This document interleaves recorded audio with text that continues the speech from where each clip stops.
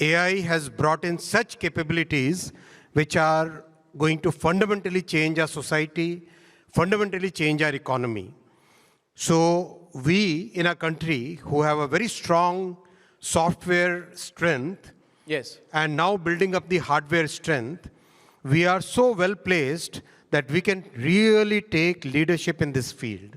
And that is why our Prime Minister, who has given us the thought that we must democratize technology, we have taken that as the path where, to begin with, we are creating a common compute facility. Second, we are developing our own foundational models. Right. Third, we are developing a series of applications which can be used to solve population scale problems.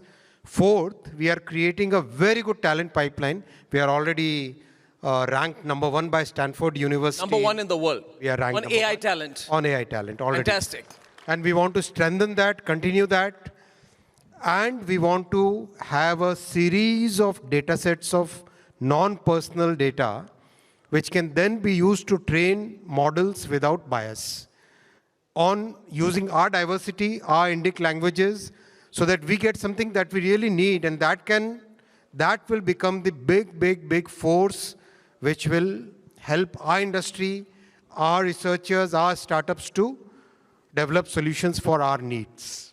Will we be dependent on the American companies? You know, there's Google, there's Meta, they're pouring in billions, tens of billions into this, dozens of billions.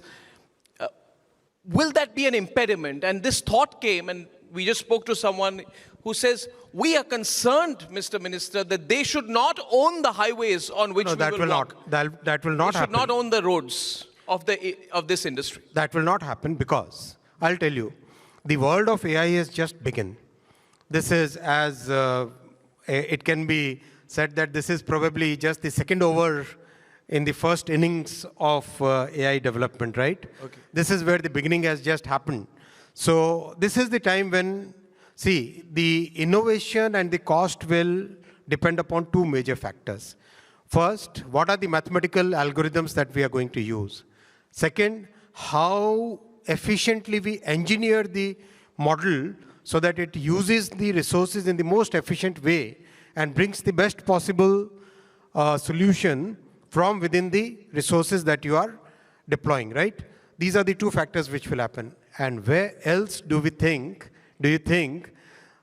that talent, that capability resides? We sent a mission to the moon at fraction of the cost of the Western world. I think our foundational model and our AI journey is going to have exactly the same result, I can say that. That's superb. At a fraction of the cost, more ingenuity. So what you're basically saying is that you're watching and letting them spend the hundreds of billions of dollars while we know we play cricket, we're letting them lose their wickets in the first 2 overs. So I wouldn't like to put it that way. The way I would like to put it is that in this brave new world where technology is rapidly changing, we must take the lead, and our talent, our policy, our leadership of Prime Minister Shri Narendra Modi ji, where he continuously invests in technology, he continuously guides us. These are the strengths we should put to good use and be a part of.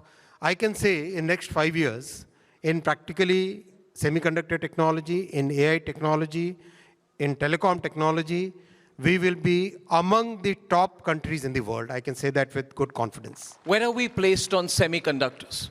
Can you give us the big headline on semiconductors? We are very well placed in semiconductors. 2022 is when we started the semiconductor mission, and today 5 units are getting constructed, and 2025, this year, we will be rolling out the first Made in India chip. The first Made in India chip? Absolutely. And one major initiative we are taking now is we are moving towards being a product nation, which means we have shortlisted about 25 chipsets. These 25 chipsets vary from very small value, high volume products to high value, low volume products.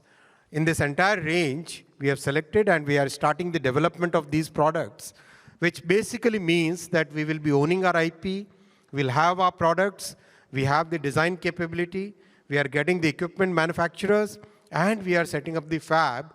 In a sense, the complete semiconductor ecosystem will be in India in the coming 5 years. So what I'm learning here, and Mr. Minister, can you explain this in simple language? The technology world will not be run only by the American tech bros. There will be no monopoly of deep technology. Monopolies will not work because, we don't want this feeling that they got it first and hence they will own it for the eternal future. We want to have a level playing field in the world on digital technology, AI, semiconductors, especially AI. Are we going to get it? Absolutely. The way the world is panning out today, about 4 or 5 countries, or let's say 5 countries, they will have a big say in technology in the coming 5 years. And we will be among the top 5. We'll be among the top? Top 5. We will be among that's a big headline. We will be among the top 5 in the world in artificial intelligence, deep tech, and that is very reassuring. Now, for all the young people watching this today, how will this impact their lives, Mr. Vaishnaw?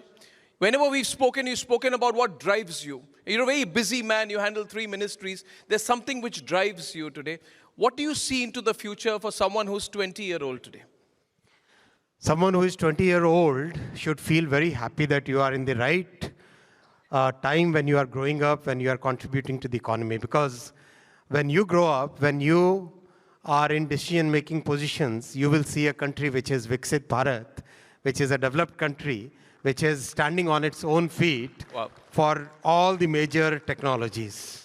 I traveled to Gujarat recently, and there was I had to get to one meeting from Ahmedabad to Baroda very quickly.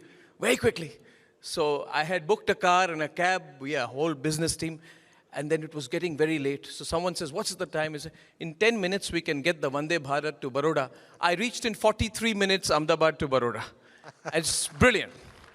So I feel so proud, so proud. Tell me, what is the big headline on railways? I feel, can I say something to you personally? I feel, and I'll go a little personal and direct with you, don't mind, Mr. Min. Don't be so cautious, I'm okay. I won't bite. What I just want to say to you is that I feel for this man whenever there is a moment which challenges him. I don't praise people well. He's worked so hard on railways. And yet, there are events which happen which are beyond our control, conceivable control. And sometimes the media plays only the negative and criticizes, and we're cynics, and then we blame. One day I saw a picture of him sitting on the tracks after the accident in Orissa. His head was down, but the man did not move for 12 hours. He sat there. He walked down the tracks. He did not leave till all the repair work had been done. And I think that day, many people saw that picture and he said, we see good intent in this man. He's trying to do a good job. And I know that you will succeed. Thank you. I know you will succeed. Thank you. Now, what